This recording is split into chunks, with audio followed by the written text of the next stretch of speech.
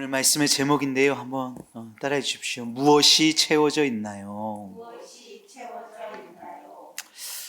무덥죠?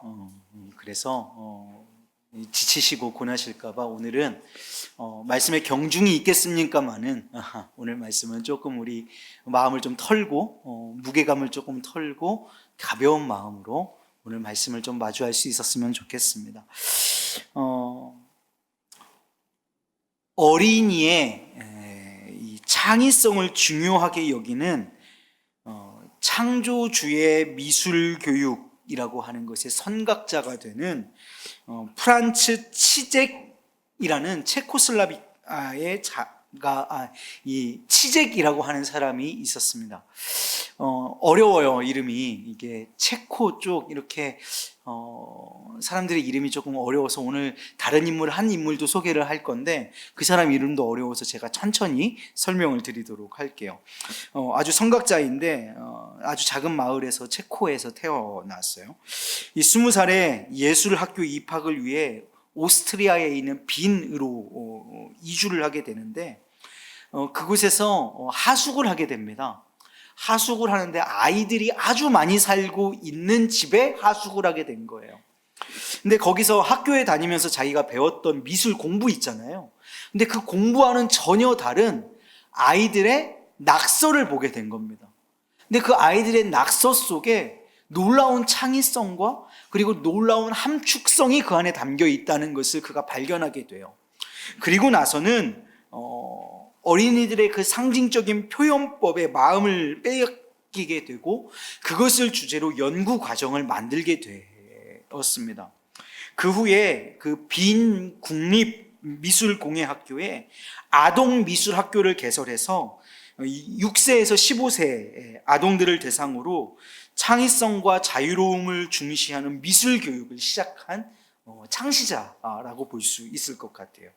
이 치젝이라는 사람은 미술 교육인이라면 누구나 아는 또 빅터 로엔펠드와 같은 수많은 제자를 양성한 선생님의 선생님과 같은 미술계의 멘토 중에 한 사람입니다. 오늘 이 사람을 소개하려고 한 것은 아니고요. 선생님의 선생님이라고 했잖아요. 그러니까 이 선생님의 수많은 제자들이 있는데 그 중에 이름이 잘 알려지지 않은 한 제자가 있어요. 그 사람을 오늘 소개해 보려고 합니다. 그 사람의 이름은 어렵죠? 제가 천천히 한번 읽어볼게요. 프리들 디커 브렌다이스. 어려워요. 프리들 디커 브렌다이스라고 하는 여인입니다. 오늘 이 여인에 관한 이야기를 한번 해보려고 하는데요. 길지 않습니다. 이 프렌들 디커 브렌다이스라고 하는 이 여인은 이 선생님이었던 아까 누구예요? 이름도 까먹죠. 치젝. 치젝이 다니는 이 빈 미술공예 학교에서 치젝에게 어린이 미술 교육의 중요성과 창의성의 원리를 배웁니다. 제자인 것이지요. 그리고 그 이후에 다양한 분야에서 미술을 공부하고 경험을 쌓은 후에 체코 시민권을 얻어서 프라하로 넘어가게 돼요. 거기서 남편과 함께 미술 교사로 활동을 하게 됩니다.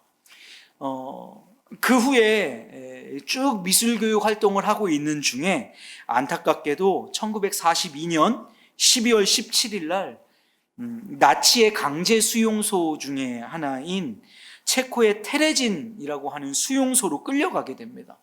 당시 이 테레진 수용소는 당시의 강제 수용소들 중에서도 아주 최악의 환경으로 알려져 있는 극악무도한 곳 중에 하나였습니다. 이들에게 각자의 짐을 챙겨서 수용소로 들여보냈는데 각자에게 50kg 정도를 허용해 줬대요. 그러니까 가방 하나에다가 50kg 정도를 담아서 그 50kg 정도의 짐을 가지고 수용소에 들어갈 수 있게 해줬답니다.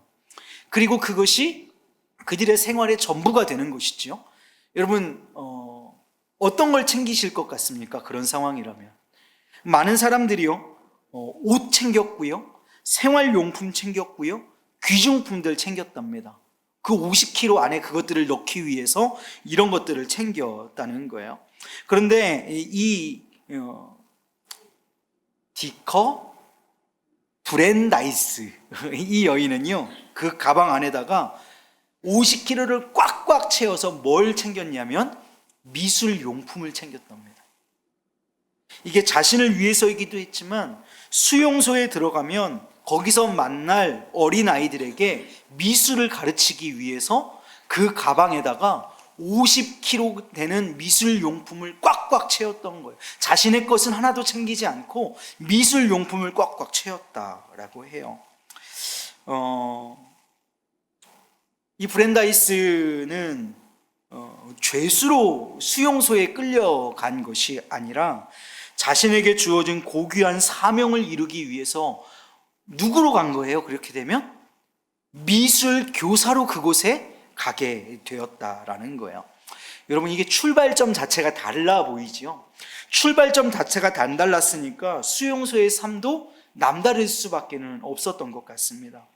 아이들은 이제 사랑하는 가족들과 떨어져서 아동 기숙사에서 혼자 살아야 했는데, 이 여인은 참혹한 수용소에서 이 날마다 두려움에 떠는 수많은 유대인 어린 아이들에게 미술을 가르쳤어요. 위험을 무릅쓰고 미술 재료를 이제 밀반입해가지고 나치의 눈을 피해서 미술을 가르치고 함께 그림을 그렸고요. 또 지인을 통해 어렵게 구한 미술 작품들을 감상시키기도 했다고 해요. 어린아이들에게 이 미술을 배울 수 있는 이 여인과의 만남의 시간은 그들에게 있어서 굉장한 치유의 시간이었고, 그렇게 이 디커 브렌다이스는 수용소 어린아이들의 교사요, 또 어머니와 같은 역할을 감당하게 되었다라고 합니다. 그런데 이 수용소에 갇힌 지 2년이 채 되지 않았던 1944년 가을에 이 여인은 어린 제자들과 함께 우리가 잘 알고 있는 이 아우슈비츠 수용소로 이동하게 되고, 그곳에서 어린 제자들과 함께 가스실에서 삶을 마감하게 됩니다. 이 여인의 이야기가 그 후에 생존한 몇몇 제자들의 증언을 통해서 우리에게 밝혀지게 되었어요. 그 제자들, 그 수용소에서 이 브렌다이스에게 미술을 배웠던 이 제자들이 이렇게 간증이라고 할까요? 증언했다고 합니다. 이렇게 한번 증언했대요. 제가 한번 읽어볼게요. 선생님은 우리에게 희망과 자유를 상상하는 법을 알려주셨습니다. 고통과 비참함으로 가득한 수용소 안에서 다른 세계로 이동하는 법을 가르쳐 주셨습니다. 나는 선생님으로부터 두려움으로부터 해방되는 법을 배웠습니다. 이렇게 이야기했답니다. 이 디커 브렌다이스가 세상을 떠나고 십수년이 지난 뒤에 이 여인이 남긴 큰 짐가방 2개가 테레진 수용소에서 발견이 되었답니다. 그 가방 속에서는 당시 당신이 가르쳤던 어린아이들이 그린 4,700여 장의 그림이 발견되었대요. 이 여인이 숨겨둔 것이었죠. 그 작품들은 프라하에 유대인 박물관이 있는데 그곳에 소장되어서 전시되고 있다고 합니다. 여러분, 이 디커 브렌다이스가 우리에게 오늘 말하고 싶은 것이 있는 것 같아요. 저는 이렇게 들었어요. 이 디커 브렌다이스가 우리에게 오늘 하고 싶은 말이 있다. 그 말은 어떤 것이냐? 그 어떤 참혹한 상황이라고 할지라도 우리는 우리의 삶을 선택할 수 있다고 말하는 것 같았어요. 우리의 처해진 상황과 상관없이 우리는 우리의 삶을, 어떤 삶을 살 것인가를 선택할 수 있다고 말하는 것처럼 들린단 말이에요. 자신의 정체성을 나치에 체포된 죄수가 아니라 어린아이들에게 자유와 희망을 선물하고 꿈꾸게 할 수 있는 미술교사로 자신을 정의했기 때문에, 자신의 정체성을 미술교사로 정의했기 때문에 그녀는 시작점부터 그 마지막까지를 다른 삶을, 사람들과 다른 삶을 살 수 있었다라고 저는 들리는 거예요. 여러분, 수용소에서 보냈던 2년 남짓한 시간은 죄수로서 비참하게 사는 시간이 아니라 어린 아이들에게 꿈과 희망을 선물하는 스승으로 보람있고 감사한 시간으로 이 여인은 살아냈다고 믿습니다. 여러분, 그렇기 때문에 그녀의 비록 짧은 삶이었고, 또 그녀의 이름은 너무나 어렵기도 하고 우리도 처음 들을 만큼 알려지지 않은 이름이었지만, 들어보면 그녀의 삶은 너무나도 아름답고 그 이름에 가진 무게감은 채 우리가 감당하기 힘든 이름값이 되어지는 것 같습니다. 여러분, 지난 여름 성경학교 여러분 기도해 주시고 함께 해 주신 덕분에 잘 마무리를 했는데요. 여름 성경학교 진행하면서 주제가 모르드게와 에스더에 관한 이야기, 스토리를 증거하는 거였어요. 그러면서 페르시아에 살고 있었던 이 모르드게와 이 에스더가 자신을 그저 먼 이방 땅에 온 포로 2세대, 3세대로 자신을 정의하지 않고 자신을 하나님의 백성으로 정의하고 그때부터 그 결기를 가지고 살아가니까, 그 자신을 하나님의 백성으로 자신을 정의하고 나니까 그들은 하만에게 절하지 않는 일반의 다른 백성들과는 다른 선택을 할 수 있었음을 보게 되더란 말이에요. 그러니까 자신을 누구로 정의하느냐가 그만큼 중요한 것이라는 그런 결론에 도달하게 되더라고요. 여러분, 수용소로 끌려가는 브렌다이스의 가방을 가득 채운 미술 도구들은 그녀의 정체성과 그녀의 선택을 말해주고 있는 것이죠. 그 가방에 그가 미술 도구를 가득 채웠을 때 그 가방에 채운 미술 도구가 그 여인의 정체성을 말해준단 말이에요.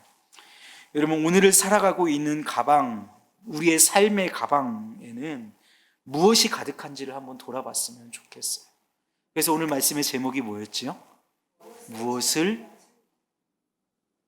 채우고 계십니까?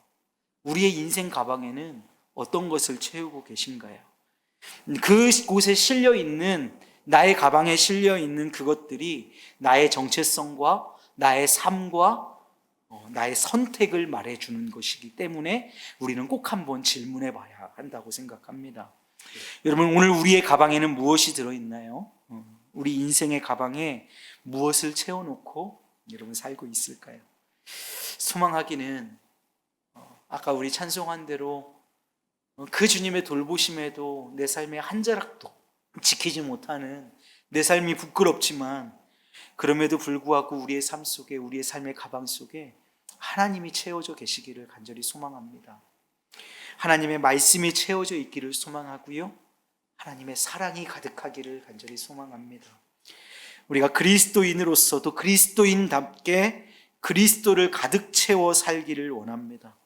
오늘 우리가 읽은 본문 말씀, 그 중에서 18절, 19절은 우리에게 이렇게 증언하게 하거든요. 우리 한번 다 같이 읽어볼까요? 18, 19절 한번 다 같이 읽어보겠습니다. 시작. 능히 모든 성도와 함께 지식에 넘치는 그리스도의 사랑을 알고 길이와 높이와 깊이가 어떠함을 깨달아 하나님의 모든 충만하신 것으로 너희에게 충만하게 하시기를 구하노라. 아멘. 우리 인생의 가방에 하나님의 모든 그 충만하심으로 우리 가운데에 그 가방 속에 충만하여지시기를 간절히 소망합니다. 하나님으로 충만한, 하나님으로 가득 찬, 여러분 인생의 가방에 50kg를 채울 수 있다면 50kg가 예수이기를 소망합니다. 그런 삶을 결단하시고 그런 삶을 고백하시는 이 시간 되기를 주님의 이름으로 축복드려요.